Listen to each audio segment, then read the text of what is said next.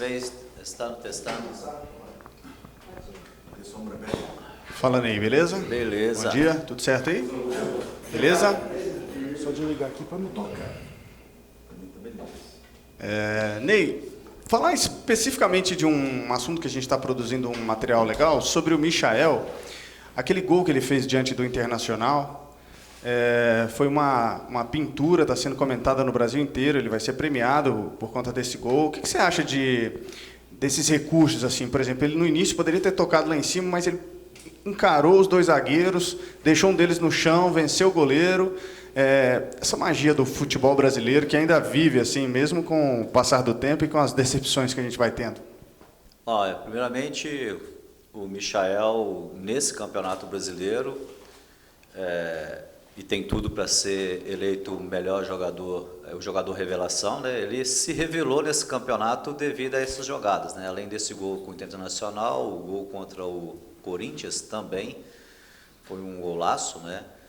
E além dos gols, de algumas assistências, de jogadas de drible, lençol, caneta, é um jogador que fez a diferença desse campeonato brasileiro, né? Então, e esse gol contra o Internacional, acho que ele botou uma marca para o Brasil inteiro, né? Que um jogador, quando ele aparece, sempre ele tem que, cada jogo, tem que comprovar o talento que todo mundo fala, né?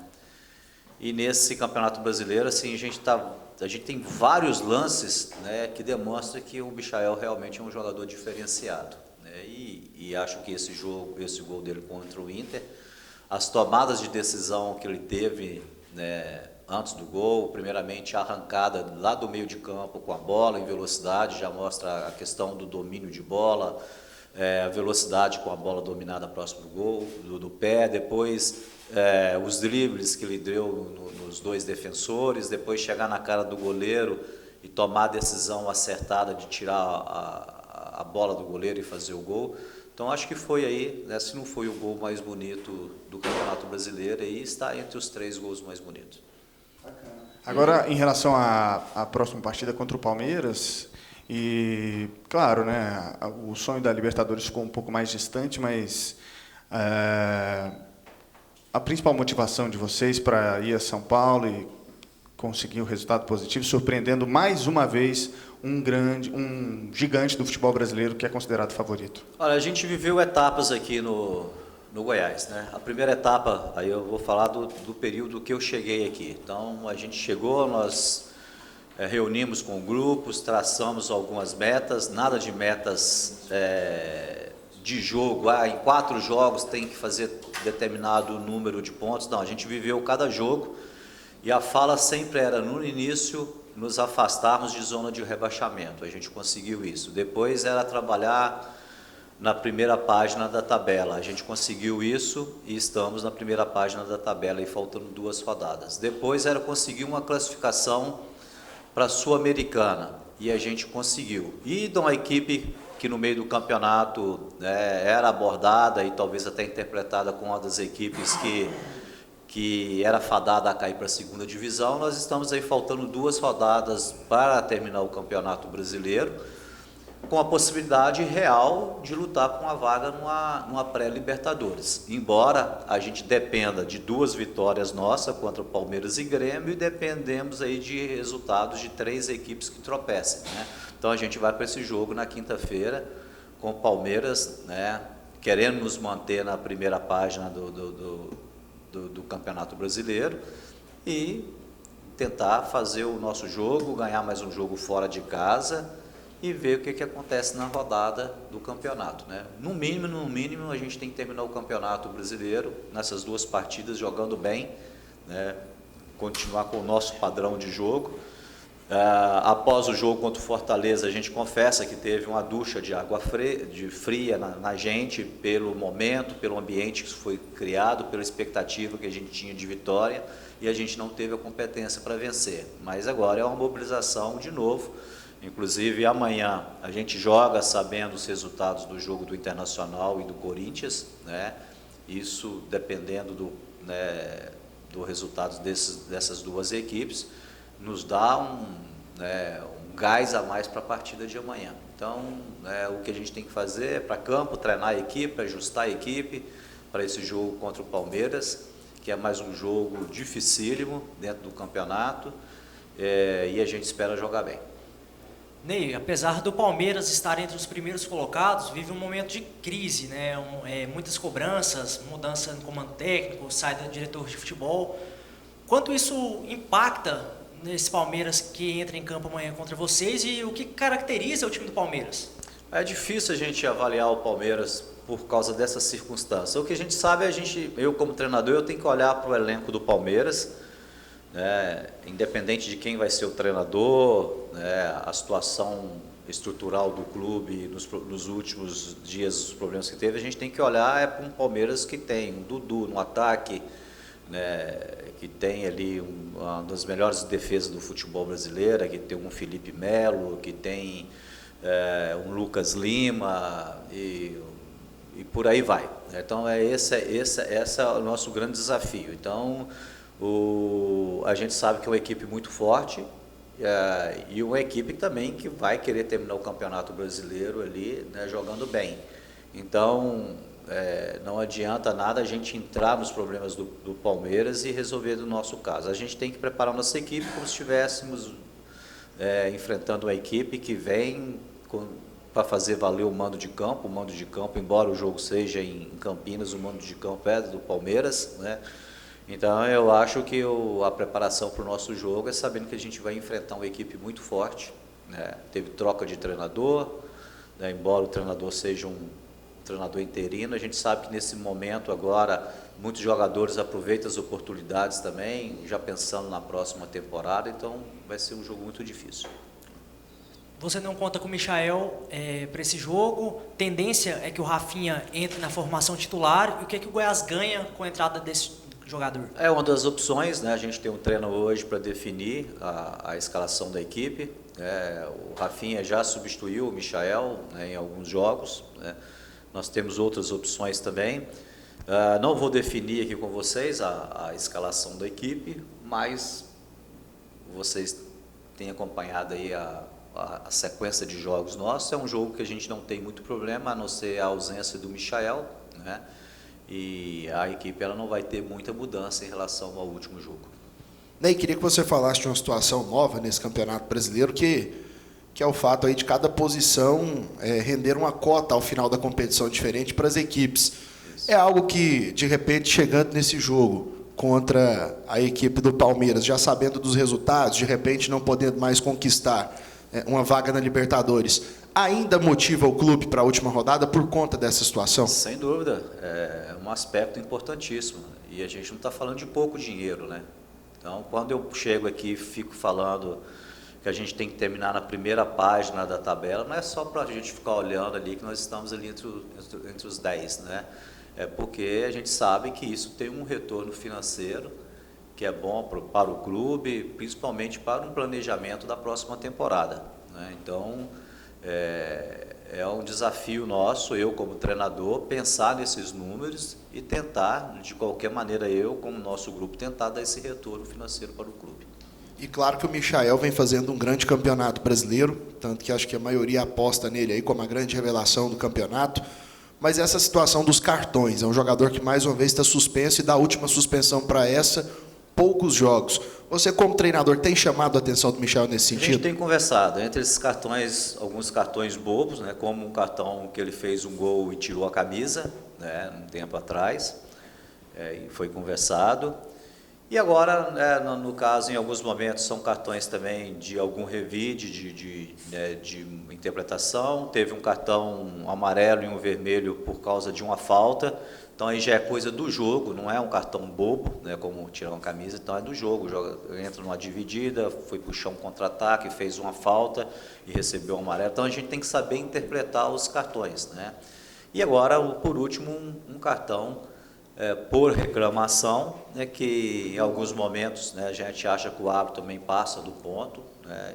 Então, mas a gente percebe que a sequência de cartões do Michael não é uma sequência assim por estar trabalhando totalmente fora do foco de um jogador. Tirando o cartão que ele fez o gol e tirou a camisa, os outros cartões foram tudo cartões assim que é do jogo e que a gente tem que conversar, mas nada, né, agravante.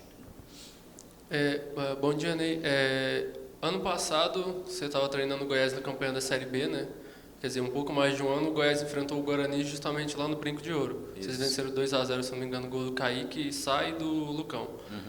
Você acha que de alguma forma favorece jogar no Brinco de Ouro o Goiás, por ser um campo neutro, e o Palmeiras não costuma jogar lá? Eu não vou falar que favorece, mas eu acho que é um jogo, né, embora seja no estado de São Paulo, eu acho que é um campo neutro, né? E logicamente que é um campo que é uma oportunidade para o torcedor do Palmeiras que mora na região ali de Campinas, né? Então é um jogo também que tem uma torcida do Palmeiras, né? Eu não sei se a gente leva alguma vantagem em relação a isso, né? A gente sabe que sempre jogar com o Palmeiras, independente do local, sempre é um jogo difícil, mas na arena, na casa deles, muito mais difícil ainda, né? Então eu acho que nós vamos ter um jogo equilibrado dentro de um campo neutro, né? E a gente espera aí realizar um bom jogo nesse estádio, porque eu sempre tenho pegado mais realmente na qualidade do adversário, entendeu? Ney, bom dia.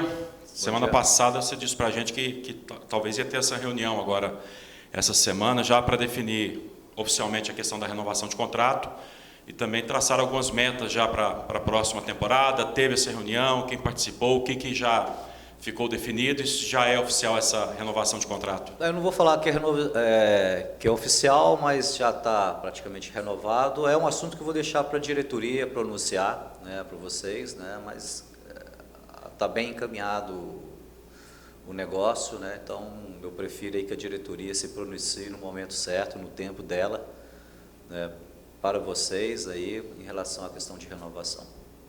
Mas teve reunião já? Teve. Já está tendo. Por falar em reunião, o Goiás não beirou ali a zona do rebaixamento, hora nenhuma. Acho que teve um momento que ficou 3 ou 4 pontos ali da zona do rebaixamento, mas teve um momento de instabilidade. Isso. Tanto que já foi com você, né? Você pegou o bonde andando, teve a reunião da diretoria com todo o elenco, com todo o staff do Goiás, em que o presidente do Conselho Deliberativo ali participou. Os outros diretores também participaram, o presidente Marcelo Almeida, o vice Mauro Machado, mas quem tomou muita frente ali foi o seu Ailê. E dali para frente a coisa andou. Foi só uma coincidência assim, a participação do seu Ailê ou ajudou muito ao Goiás a decolar no Campeonato Brasileiro? Não, aquela na reunião realidade foi uma reunião que a gente tratou mais do tema com o grupo e comissão técnica sobre Copa Verde, né? E logicamente que foi uma reunião interessante, né? O Soalê participou da reunião, né? E dentro dessa participação se colocou como presidente do conselho, uma experiência, mas veio mais para conversar com o grupo, mais como apoio, não teve nenhuma questão de cobrança. Eu escrito de vez em quando que o Soalê veio aqui, deu tapa na mesa, não aconteceu nada disso aqui. A gente teve uma reunião interna, harmoniosa. O Soalê veio aqui, deu apoio para o grupo, deu apoio para a comissão técnica, e a partir disso, né, as coisas aconteceram, do trabalho de todo mundo, inclusive da participação do Soalê. E depois isso tudo vira um folclore, né? O Soalê veio aqui, deu tapa na mesa, que brigou com a comissão técnica, brigou com o treinador, exigiu escalação de determinado jogador, e você tem que ficar aí trabalhando e ficando escutando essas besteiras aí que rola por aí, né? Não existe nada disso. O Soalê esteve aqui, e eu estou falando, e logicamente que minha fala vai ser replicada por vocês, teve aqui do jeito que ele é, uma pessoa, né, veio, pelo contrário, veio e deu carinho para todo mundo, deu carinho para a comissão técnica, deu autonomia que eu já tenho como treinador para fazer o que eu quiser com o grupo, escalar quem eu quero, a responsabilidade ela é do treinador e ele sabe disso, e depois disso cria-se uma fantasia, uma história que não existe, irreal, que entra na mente do torcedor, replicada, não sei se por interesse de alguém, e a gente tem que ficar escutando algumas besteiras no dia a dia, né?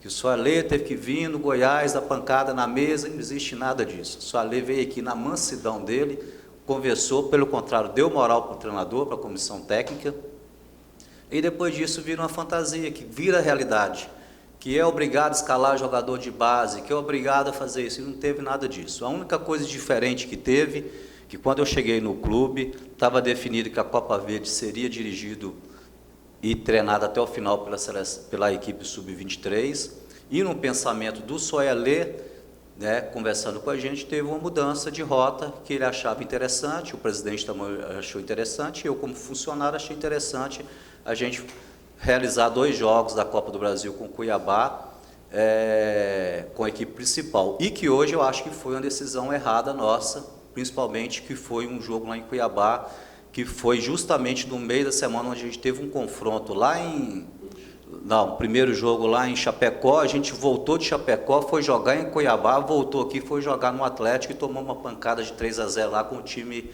fisicamente muito morto. Então, acho que foi uma decisão errada nossa e a gente não classificou ainda, né? E não passa disso. O resto tudo é história, tudo é invenção e na realidade a presença marcante do Soailê foi o contrário. Ele veio aqui para dar uma tranquilidade para o nosso trabalho e eu acho que esse foi a grande diferença, totalmente ao contrário do que se fala aí, né, de que bateu a mão na mesa. Não teve nada disso. Ney, pegando justamente essa expressão sua, foi marcante a presença dele aqui. Para muitos, o seu Ailê é o maior dirigente da história do futebol goiano, não do Goiás, do futebol goiano. É diferente quando o seu Ailê está com vocês no dia a dia, nem sei se a expressão certa é essa ou não, é um charme a mais, Sem mais dúvida. motivante ter o seu Ailê com vocês? Sem dúvida. Primeiramente, a gente sabe que é uma pessoa que decide dentro do clube, né? Acho que poderia até mais presente, até mais no nosso dia a dia aqui, né?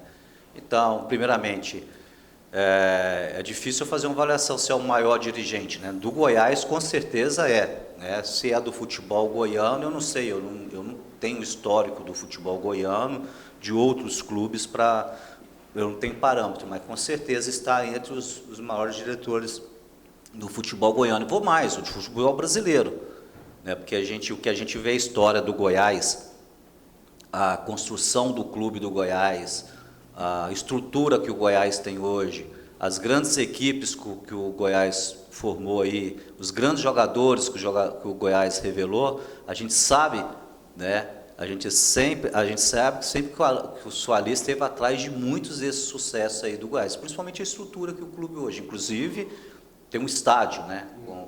Com nome, e isso é raro, geralmente eles dão o nome de estádio para ex-presidente, né, depois, infelizmente, né, que aqui acertadamente hoje.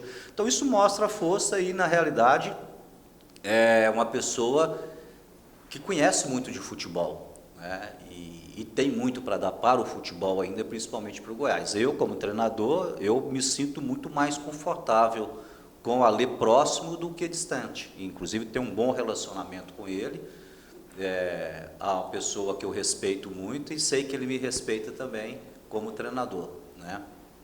E, inclusive, nas conversas de renovação minha, ele está sempre presente, né?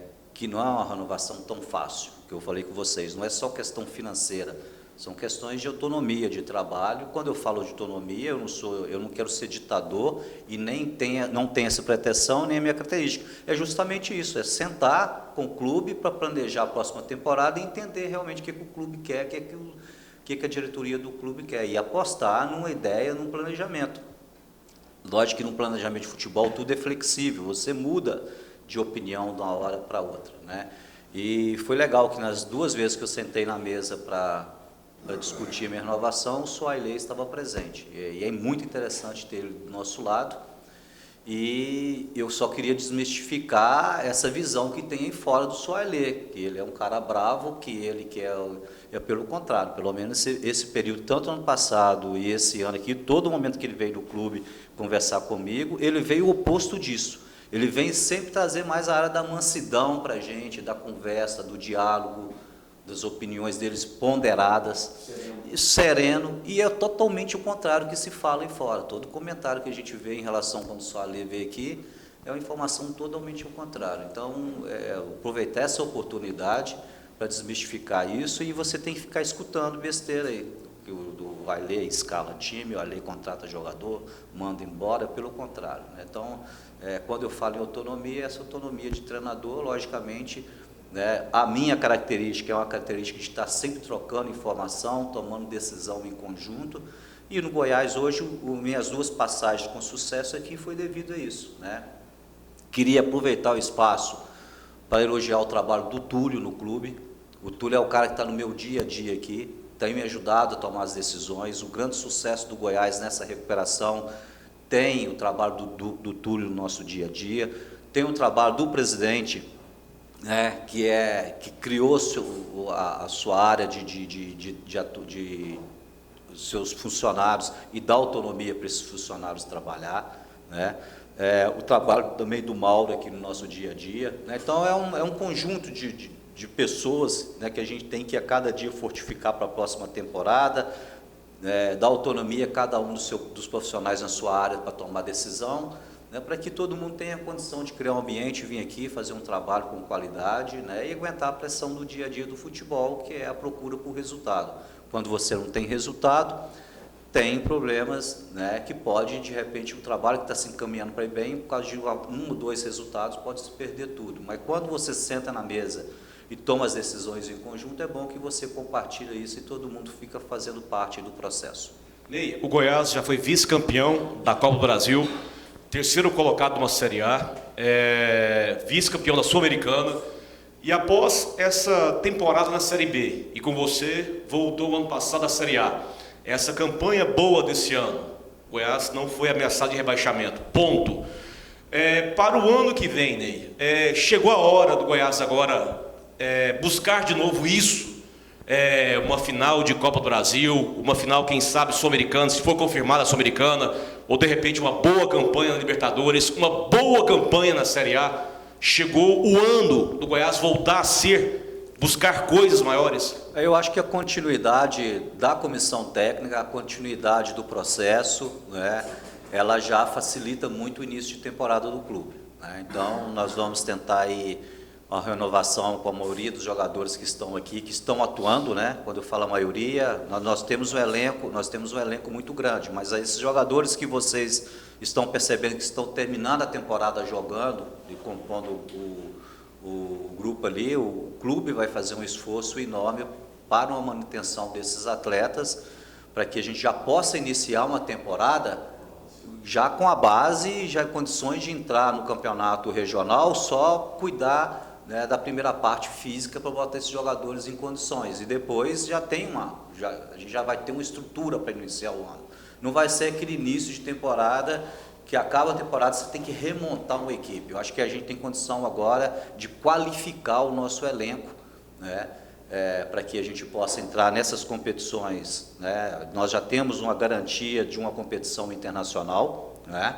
Se não for a Copa Libertadores, a Sul-Americana, onde a gente já tem tem direito, tem uma Copa do Brasil, né?